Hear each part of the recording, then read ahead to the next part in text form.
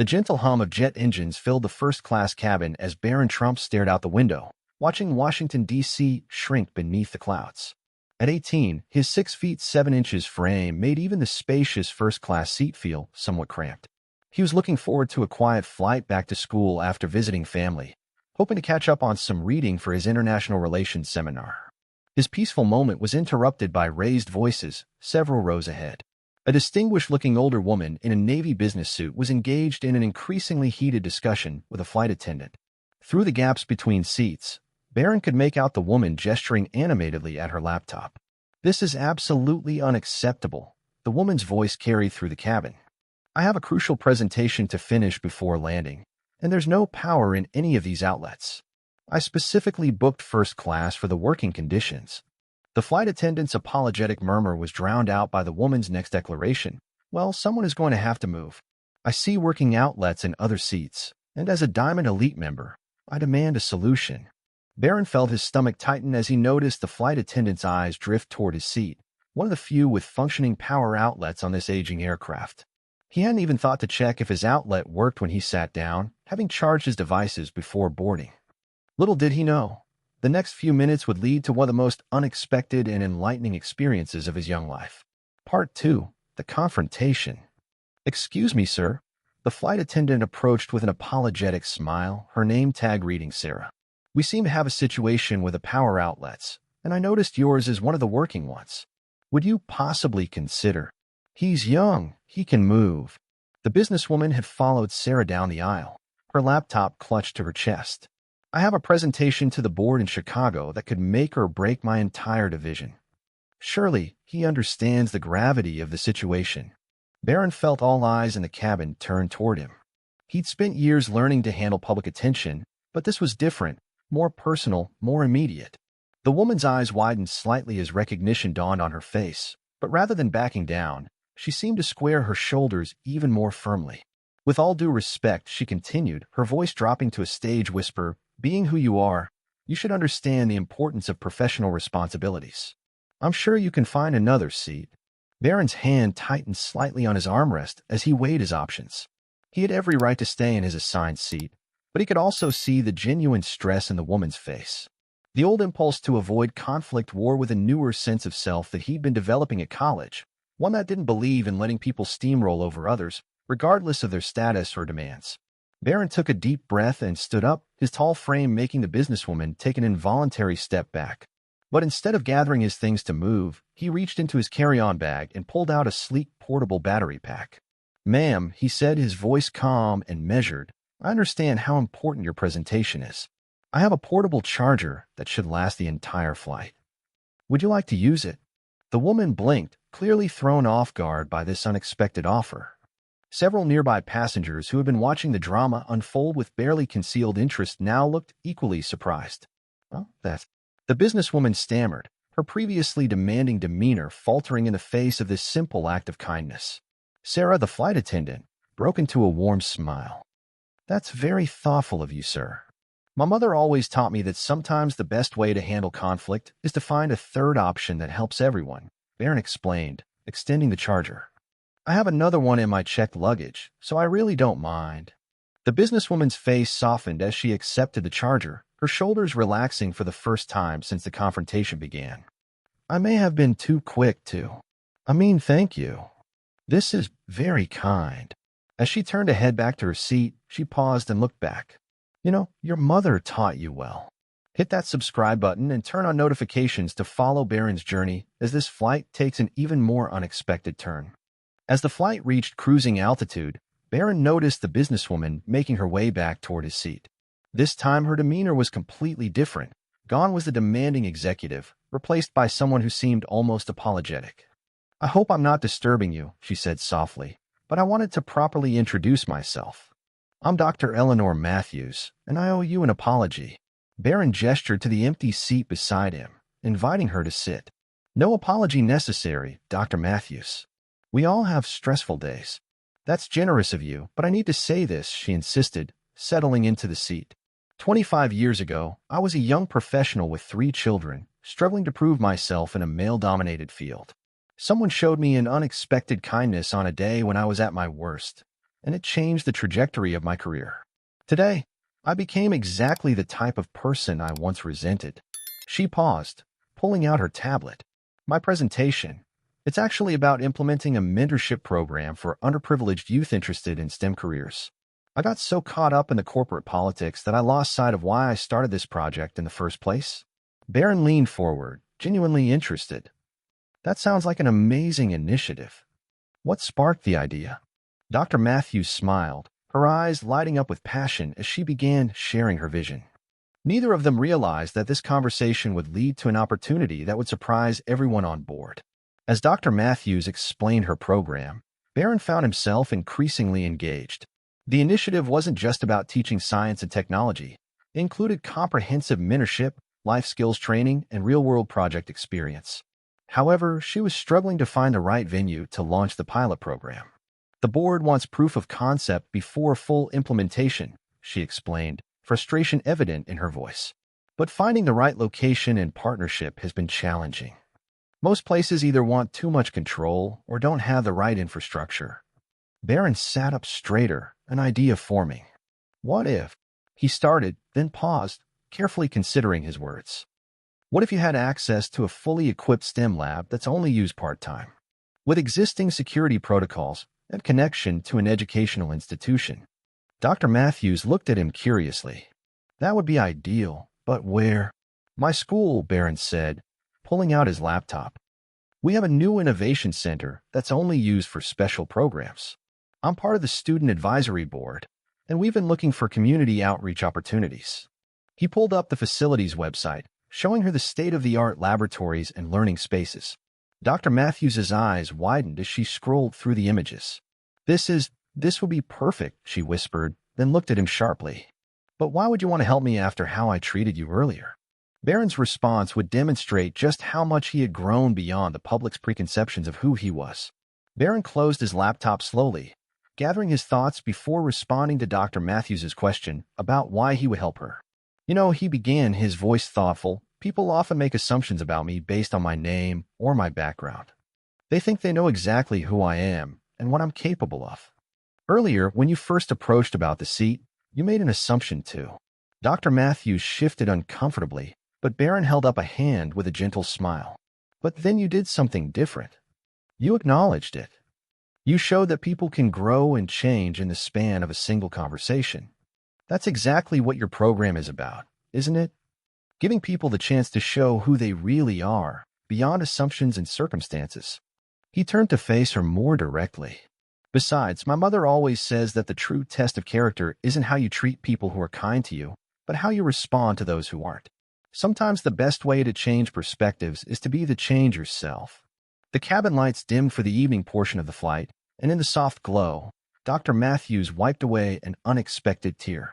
She hadn't anticipated finding such wisdom in someone so young, and it made her even more embarrassed about her earlier behavior. You know, she said finally, I think this program needs exactly this kind of perspective on its advisory board. Would you consider? But before she could finish her question, a commotion from the front of the plane caught their attention. Something was happening that would test both their problem-solving abilities in an entirely unexpected way. The commotion at the front of the cabin grew louder as Sarah, the flight attendant, rushed past them with a worried expression. An elderly passenger was experiencing some kind of medical distress, and the flight crew was asking if there were any medical professionals on board. Dr. Matthews immediately stood up. I'm not that kind of doctor, she said to Barron, but I did extensive pre-med before switching to engineering. Maybe I can help.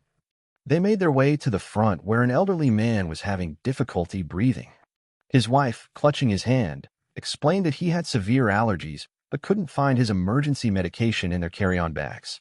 The EpiPen must have fallen out when they checked our bags at security, the wife explained, becoming increasingly distraught. We've looked everywhere. The flight crew was discussing an emergency landing, which would disrupt everyone's travel plans and potentially cost the airline thousands of dollars. Barron noticed Dr. Matthews studying the situation with the same analytical expression she'd worn while discussing her STEM program. Wait, she said suddenly, turning to Barron. You mentioned you have another portable battery in your checked luggage. Where exactly is your seat in relation to the cargo hold? Barron's eyes widened as he began to understand her thinking. Having flown frequently, he He knew exactly how luggage was typically arranged in the aircraft's hold.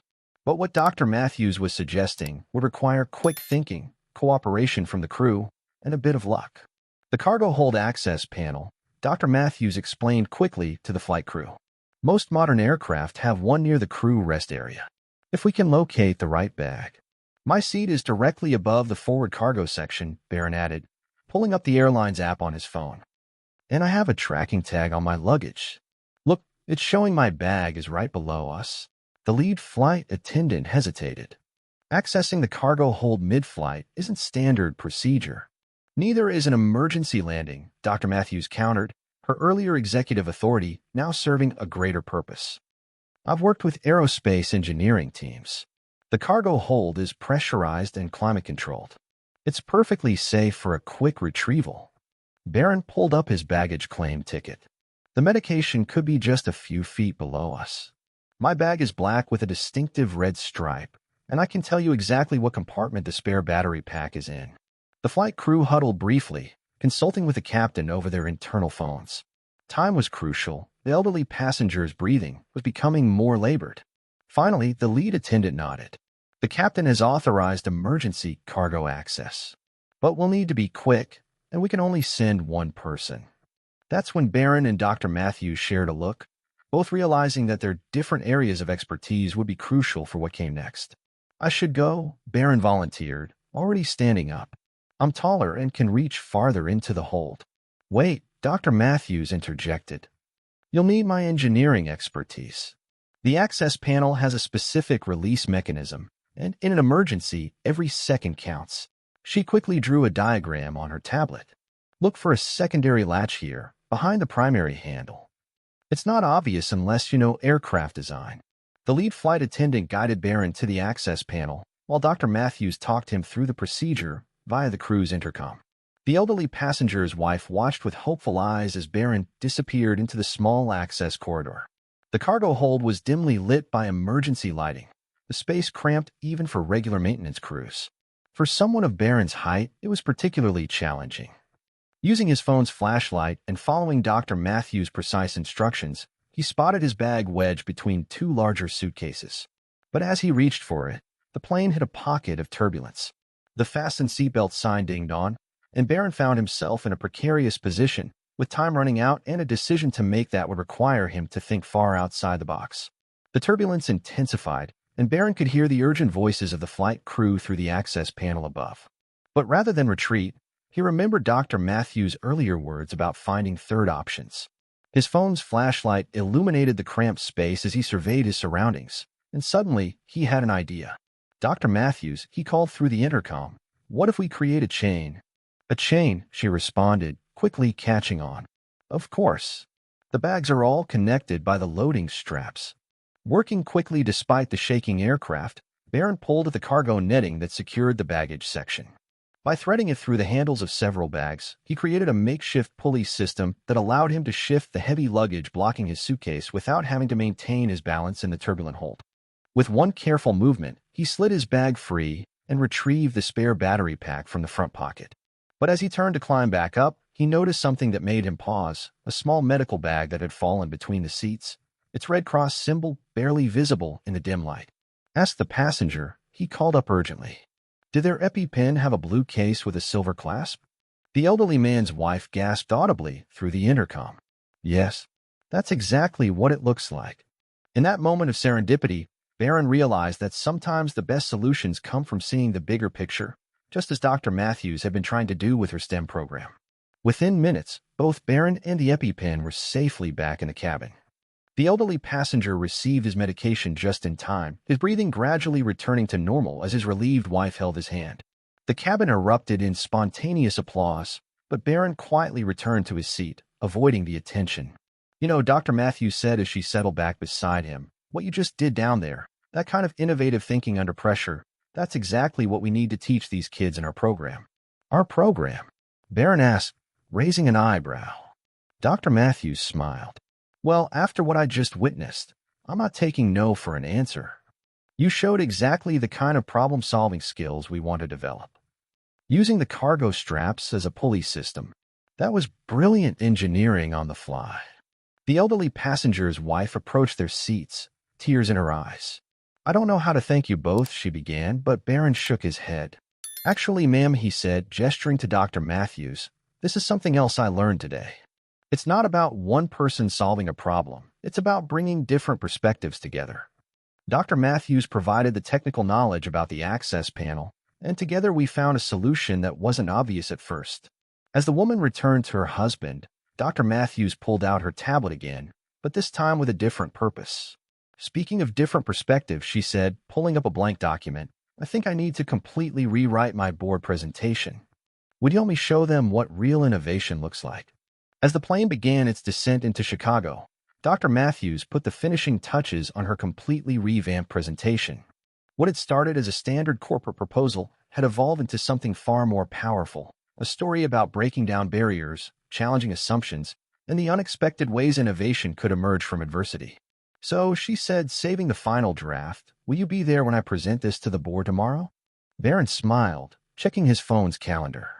"My campus visit doesn't start until the afternoon. I'd be honored to help present the practical demonstration portion, assuming you still want to partner with our Innovation Center." "Partner?" Dr. Matthews laughed.